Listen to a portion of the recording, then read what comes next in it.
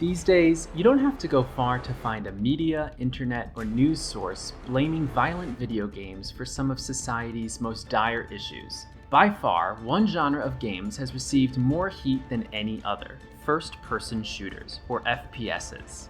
FPSs are some of the most popular types of mainstream video games, led by popular titles such as Call of Duty, which steadily captures around 100 million active users each month. But could first-person shooters actually be good for you? That's what we'll discuss in this video. Before we do, I want to thank you for watching Digital Doc Games, the channel all about games and health. To best support the channel and give me a nice serotonin rush, please hit that like button and subscribe to the channel. Let's first clear the elephant in the room.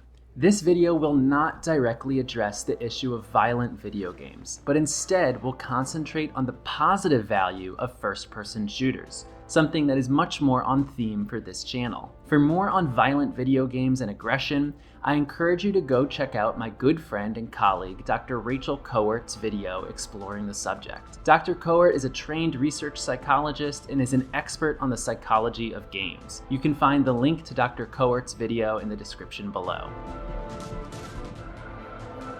Our story begins in 1999 at the University of Rochester, where an undergraduate student by the name of Sean Green was working on a cognitive control task when he realized he and some of his friends working with him in the lab were performing off the charts on the task. The cognitive task in question was the useful field of view assessment, a breakthrough cognitive assessment developed by Dr. Carleen Ball that reliably predicts crash risk in drivers by determining the size of the test taker's useful field of view. Your useful field of view is the area from which you can extract information in a single glance without moving your head or eyes. Sean Green found that the high-performing subjects of interest were all players of first-person shooter video games. And it wasn't just a coincidence. Green published the results of 4 experiments where video game players versus non-video game players showed an increase in overall visual attentional processing,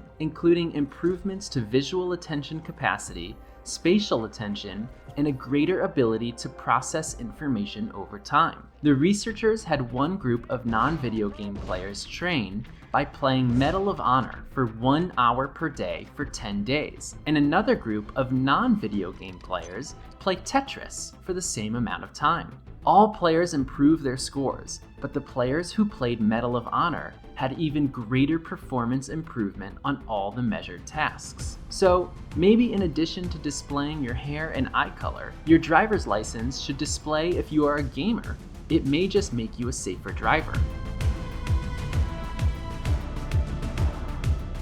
Data like this may explain why the company StateSpace, creators of the popular FPS training tool AimLab, used by many professional and amateur FPS players alike, are also diving into the healthcare space. AimLab is a first-person shooter training game that uses algorithms to analyze your gameplay and to train and optimize your performance. AimLab might not seem like a health tool, but actually it makes sense as one. AimLab is collecting millions of precise data points about gamers, like their fine movement fidelity, visual acuity, and performance over time. And the current research supports that these types of activities, backed by engaging video game play, can have positive health outcomes. When making targeted experiences for certain disease states, like stroke, you can start to think of some pretty exciting therapeutic options. While AimLab focuses on first-person shooter training, there is evidence that playing action games like first-person shooters actually enriches cognition and the ability to learn in general. One of the ways first-person shooters do this is by enhancing our decision-making skills. FPS players have to constantly make predictions regarding future game events and prepare accordingly, both spatially, by considering where is an enemy most likely to appear, and temporally, by considering when is an enemy most likely to appear. These decisions have to happen on a millisecond by millisecond time frame, considering enemy appearances, to even a broader time frame, where players spatially master a game map or environment, or even what goals they have to achieve in a certain level. This is even more so in an online player versus player game, where now players have to consider the psychology and decision-making of other real-life opponents and adjust accordingly. Some games even incorporate spatial and temporal memory into the very core premise of their gameplay. Ghostrunner requires players to learn precise locations and timings of enemies in order to progress through each level. One hit by an enemy is game over and causes the level to reset, and so it is crucial that the player learns with each level attempt where and when enemies will be coming from in order to best build and execute a plan of attack. Game loops like this provide the player with constant feedback as to the accuracy of their predictions, a critical step in engaging the reward system and thus producing learning. The effect of each level attempt in Ghostrunner will manifest itself in each subsequent attempt, as well as allow for more accurate knowledge of what is to come, which in turn leads to more informed choices. This predictive skill training leads to an enhanced ability to learn to perform new tasks at a faster rate than an individual without such skills. Neural recordings to understand the mechanisms that underlie these effects revealed that gamers exhibit a superior ability to learn the appropriate statistics for new tasks more quickly and more accurately than non-video game players. So, in essence, action video games almost act as a training space to allow players to become better learners and decision makers. Now imagine you took that effect and honed in on it, creating a targeted experience and curriculum to specifically hone these skills. That is what is so exciting about what AIM Lab may be working on as they move into the field of digital health.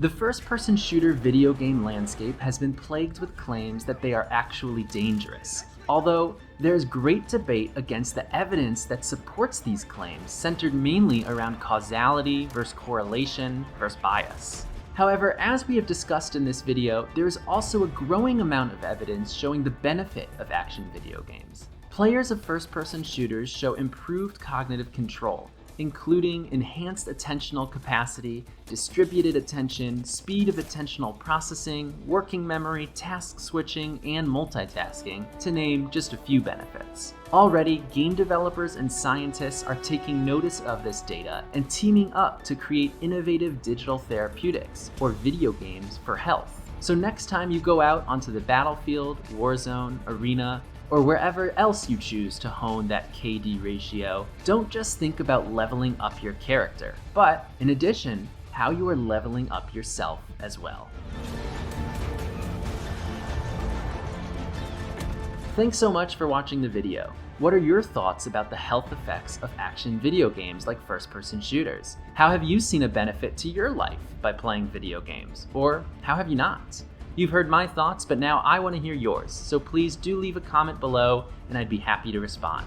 If you like this one, please consider liking this video, and remember, for everything games and health, subscribe to Digital Doc Games.